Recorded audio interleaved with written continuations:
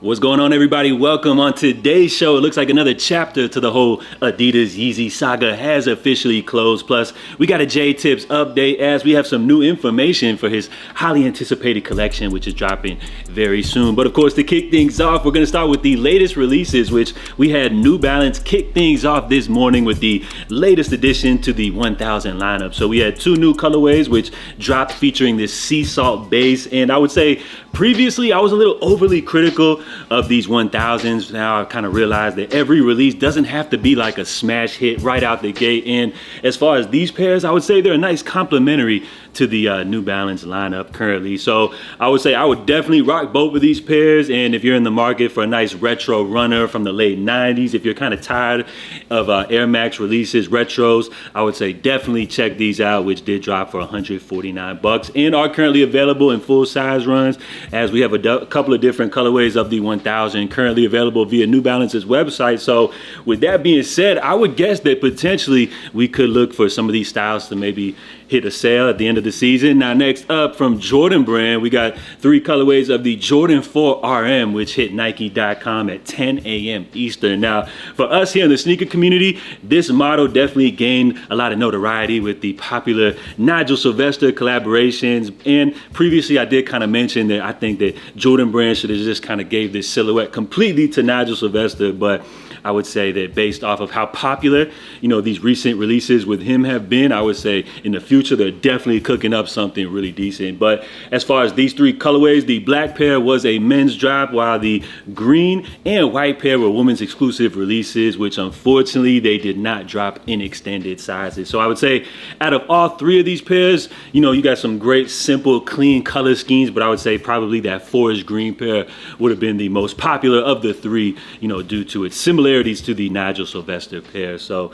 a limited drop from Nike today. It looks like all sizes are currently available, and these did retail for $1.50. Now, we had a new drop from the Los Angeles Archive, who have been blessing the streets, keeping things alive with these Yeezy drops. So they always keep the mainline Yeezy Gap unreleased stuff on their website, but they do these little surprise limited shock drops from time to time. So if you guys are looking to check out what they always drop, make sure to follow them on IG at the Los Angeles Archive. Now, as far as yesterday's drop, we saw it hit the site at 6 p.m. Eastern. Now, two new clothing items were added. These are actually older Ye merch pieces. The first one that we see here was the double layered t-shirt, which I want to say this actually comes from the Donda Chicago listening party. This might have actually been engineered by Balenciaga, but I can't really remember. Now, the original retail on this piece was 200 bucks, and the LA Archive was actually blessing us with this piece right here for just $35. Now, just a little warning, I want to say that this was probably like a slightly imperfect or like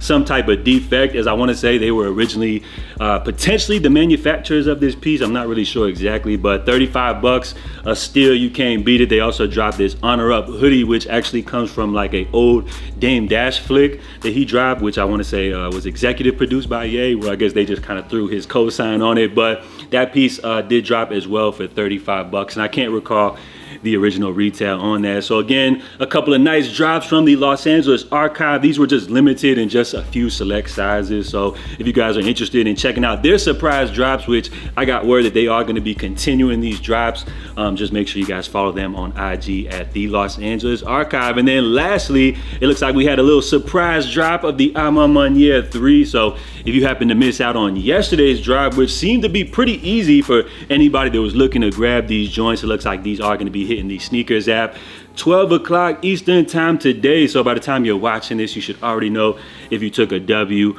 or an L on this pair. And yesterday, when I mentioned that the future of AMAMA and your collaborations is looking a little bit dark, I didn't mean that like they're in jeopardy of losing their Jordan brand partnership, but what I meant was it feels like kind of over the last few years, they were almost like the premier Jordan brand collaborators. And as of recently, it feels like the streets ain't really been checking for the releases like that. So I would say as far as moving forward, they probably won't be like the premier Jordan brand collaborators, but they'll still pull out their collaborators, but just not as far as the same volume that they've been doing, I would say, over the last few years or so. So not a bad week as far as sneaker releases goes. We just had the AMAMA 3s drop.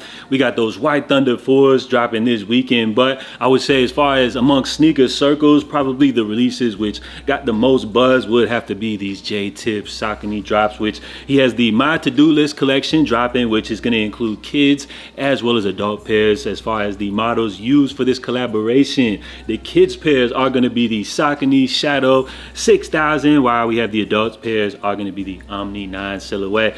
And we don't have to go again over all of JTip's recent accolades, but as far as these pairs right here, I would say these are probably going to be the most popular JTip's collaboration to date, just based off the fact that the Omni 9, the model, just this silhouette, is super on trend right now with the whole Y2K runner wave, and these colors just go absolutely crazy. So we already know that there's going to be an early release coming up this Friday. Billionaire Boys Club NYC, a brand which JTip said was like the first brand that really got him into the whole fashion scene or whatever. So that's a cool look. Now for all of us other regular folks who are looking for a wider release, it looks like we don't have to wait that much longer, as it looks like we have a big release via JTip's website, which will be going down Saturday the 24th. So as far as these pairs, I'm not really sure how JTip's website works and everything, if it's even going to be able for manual people to even cop, or if it's just going to get botted out, if these are going to be super limited.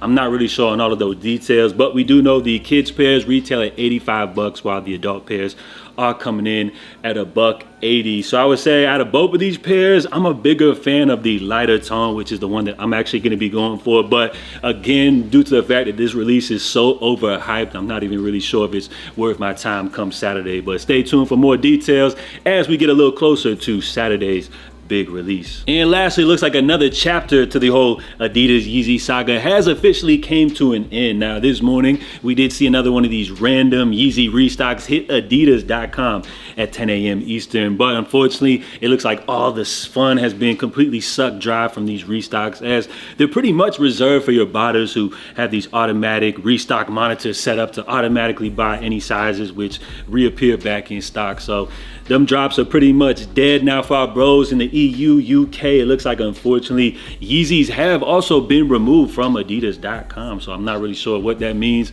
for the future of these remaining Adidas leftover Yeezy releases. Potentially could we see the same fate happen to adidas.com here in the US? We'll have to wait and see on that. But if you guys recall, back in May of 2023 with this whole Adidas Yeezy breakup, a group of investors actually took Adidas to court over this breakup, and their argument was that Adidas executives have been aware for years of the potential harm that could come from Ye's partnership, but have failed to publicly share such concerns with shareholders as required by the US securities law. So by definition, apparently they were suing Adidas for security fraud, but it looks like a judge has actually ruled in Adidas' favor as of August 16th. She said that Adidas did not commit securities fraud. So it looks like the judge, she ruled in favor of the mega conglomerate, and unfortunately you shareholders have no case, as that joint was completely thrown out. So it looks like Adidas took a W in this chapter here with the Yeezy saga, and honestly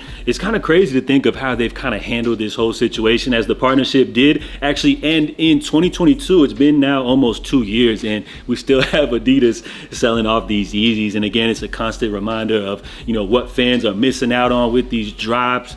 It's really sad to see how this whole thing played out. And as far as Ye goes, we know he's got Yeezy independent now, but we see how things are slowly rolling out without the mega, you know, corporation of Adidas backing you. So it looks like we have a slow rollout, you know, to look forward to as far as the future of Yeezy. But again, Adidas took a W today in the courtroom, but as far as for fans, there's really nothing to be excited about, as again, it's just a reminder of what we're missing out with these Yeezy drops. So once Adidas, you know, finishes all of this stock, what is the future for the brand? We know they are a conglomerate internationally, you know, with the game of football and everything like that, but as far as sales in the US, I would say Adidas doesn't really have anything going for themselves, you know, besides like their retro Sambas, Gazelle, Superstars, stuff like that. And without the Yeezy cosign and collaboration, the future isn't looking too great. In my opinion, that's just my take, you know, here in the US, but of course there'll always be a mega powerhouse internationally. So let me know what you guys think about this. We're gonna wrap things up right here.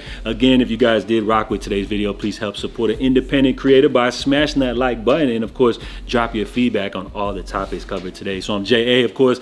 I'll be checking in with you guys tomorrow, but in the meantime, stay safe, stay blessed, and I'm out, y'all.